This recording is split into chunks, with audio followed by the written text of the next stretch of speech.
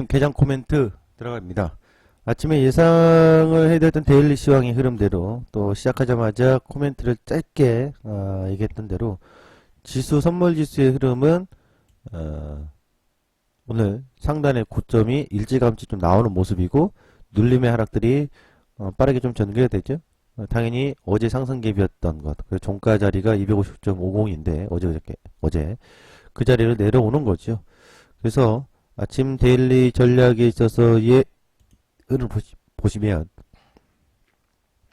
이게 저항점이라고 했잖아요. 260.30, 260.30이나 아침에 260.10이나 도찐개찐 아니겠습니까? 그래서 눌림 마디를 그 다음에 259.40까지 보면 되고 그 다음 마디가 259점 땡땡. 만약 259.40에서 걸림 없이 그냥 259점 땡땡까지 온다면 여기 때에서 한번 브레이크 걸어주나? 아니면 좀 더 밀릴 수도 있고요. 어쨌든 약세적인 흐름이 보이는 날인데 지수적으로 보면은 종합주가지수를 한번 보겠습니다. 종합주가지수를 보면은 오늘 시작점이 2020.42포인트고 2021.97이니까 어제 종가가 2024입니다. 사실상 어제 2024포인트를 넘어서는 모습은 쉽지 않을 것 같고요. 관건은 2013포인트예요. 2013까지 내려서 그 자리께에서 더 내렸다가 꼬리 다지면서 마감하느냐 아니면 2013은 어쨌든 지키려고 할 거냐.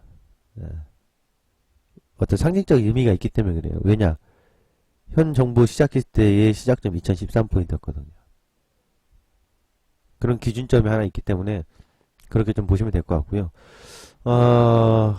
오늘 이제 보시면은 선물에서의 수급 상황을 잠깐 살펴보면 현재 개인 외국인들 아침에 딱 들어왔는데 그게 좀 허상이라고요. 바로 그냥 돌려버리지 않습니까? 지금 순식간에 아침에 들어온 돈이 1000억 정도였고요. 수량으로는 대략 외국인들 들어온 게 800개까지 들어왔는데 돌려버린다고요. 미결이 13만 6천 개. 그렇죠? 일정 부분 임계치에 도달할 가능성이 높다. 거기다가 이제 외국 기관이 받아주질 않죠. 현물 시장에서 수급적으로 보면 현물 시장에서 오늘 들어오는 게 받아주는 데가 없어요. 수급 공백인 거죠. 매물 압박이 나오는 건 아니에요. 수급 공백에 의해서. 그래서 오늘은 그런 수급 공백이 계속 이어질 것 같고요. 주봉이 또 완성되는 날이고 연봉도 완성되는 날인데 먼저 단기적으로 보면 오늘의 이슈를 이렇게 좀 아침에 개장 코멘트를 볼 수 있을 것 같아요. 계약 소식에 따라서 두 종목이 빠르게 움직임이 나옵니다. 하나는 계약 수주 소식이 이란에서 첫 수주 소식이 나온 것은 상승 반영을 해줍니다. 하지만 굉장히 강하게 이어지진 않고 있어요. 보시면 대림산업 같은 경우 수급 거래 창구에서 일단 외국계 창구가 강하게 들어와 있지 않기 때문에 특별한 어떤 수급이 잡혀서 추정되지가 않고 있다는 얘기죠. 그 다음에 제약업종에서는 한미약품 요 기사에도 지금 계속 나오고 있습니다만 사이언스하고의 사노피 한미약품, 한미사이언스, 사노피 기술계약 수출이 일부분 해지가 됐다는 거죠. 제가 여러분에게 공개했던 가치적으로 관심 있어야 되는 제약주는 분명 대양제약사라고 있습니다. 그 중에서 동아ST라는 회사를 눈여겨보자는데 동아ST는 어제 급등이 나왔었죠. 각자 도생입니다. 같은 업종 내에서도 누구는 깽판이지만 누구는 뜹니다. 그래서 각자 도생에서 종목 분석을 정말 열심히 공부를 많이 해야 된다는 걸 다시 한번 여러분들이 느끼시는 하루가 될 것 같고요. 어제 오늘 될 것 같고요. 기관들의 매물이 오늘은 압박이 크게 나오고 있지 않습니다만 향후에 한 열흘 정도는 더 지속적으로 나올 가능성이 높다고 한다면 주목할 것은 우선 반도체하고 은행주입니다. 왜냐하면 삼성전자 외국인들은 그동안 계속 삼성전자 팔아왔던 거고요. 최근에만 조금 받는 배당 때문에 사주는데 그럼 외국인들은 삼성전자에서 차익 실현 가능성이 있고 기관들도 보면 내놓을 가능성이 있고 그렇죠? 하이에서 볼까요? 기관들이 버티고 있거든요. 기관들이 차익을 내놓을 가능성이 높다라는 점. 은행업종을 가보면 신한지주, KB금융, 기관 매물이 나타나 일정 부분 감소한다면 가격이 흔들어올 수밖에 없잖아요. 예를 들어 포스코 같은 경우 잠깐 볼까요? 포스코 같은 경우도 기관들이 던지고 차익 매물을 던지지 않습니까? 그러니까 결국 이때 당 전점에서 상승 파동은 더 있었으나 결국 하락 마디도 존재하는. 따라서 한 달 전에 가격이나 지금의 가격이나 다를 게 없잖아요. 이런 식으로 기관들이 차익 매물을 내놓을 수 있는 종목군들은 상승의 돌파 에너지가 당장에 나오기보단 일정 부분 흔드는 과정이 있을 거라는 것. 그게 좀 암시가 되는 것들이고요.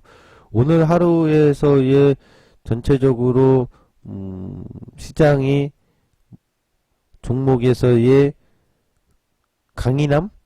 오늘 내가 좀 주도적으로 좀 오를래. 연말인데 연말 종가 관리 좀 하면서 좀 오를래 하는 종목이 딱히 눈에 띄지 않아요. 다 밋밋해요. 자동차 같은 경우는 어제나 오늘이나 다를 거 없이 그렇죠? 별반 차이가 없거든요.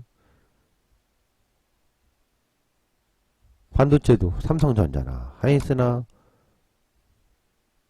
계속 박스가 한정이니까 LG디스플레이도 며칠 전부터 움직임들. 그러니까 종목들이 오늘 뭐가 딱 치고 나가는 게 없어요. IT에서 뭐 치고 나가는 거 나오지 않고 있고 철강에서도 없습니다.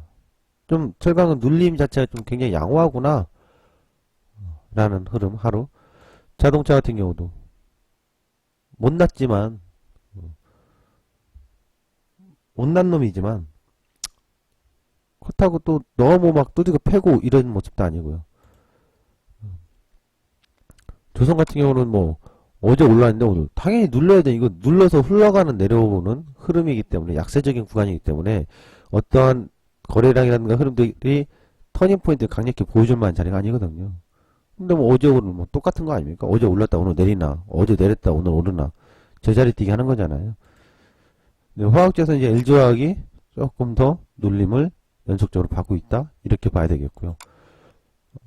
정유주는 제가 브리핑에서 했듯이 신차시장에서 내년 1월부터 중국산 경유 판매가 되기 때문에 우려감이 좀 계속해서 되고 있기 때문에 어떤 터닝포인트 힘이 강연이 나오고 있지 않습니다. 내수주 세타에서도 오늘 뭐 본다면 화장품이라든가 이런 필수 소비재들 이런 것들이 밋밋하죠. 그렇다고 금융세타, 금융증권, 보험이 강력하냐? 없습니다. 유통에도 연말 연시인데도 뭐 크게 영향이 없고요. 하나 있다면 이제 한진해운 안 봅니다. 아예 뭐 그 상한가가 나오던 뭐가 나오던 저는 해운주를 보지 않습니다. 지난번에도 이제 한번 설명드렸습니다만 현대상승 서둘릴 일 없다. 결국 서둘러서 봐야 단발 상승이고 계속 빠지지 않습니까?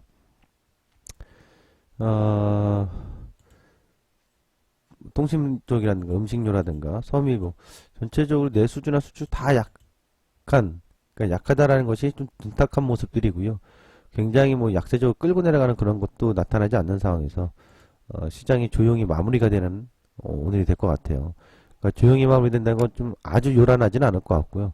일정 부분 흔들고 누르는 마감인데 그 흐름이 뭐 폭발적으로 뭐 나타나기보단 그럭저럭 오늘 어쨌든 눌리는 건 예상이 됐기 때문에 그 눌림마디를 만들면서 하루를 끌면서 시간 질질 끌면서 가는 마감으로 보여지지 않겠느냐라는 게 제 시각입니다.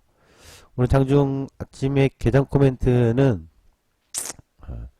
지수의 흐름에 예측했던 지수 흐름 그대로 보시면서 장중에 어떤 특별한 상황이 더 전개될 수 있는 상황이라면 그건 결국 삼성전자일 거예요.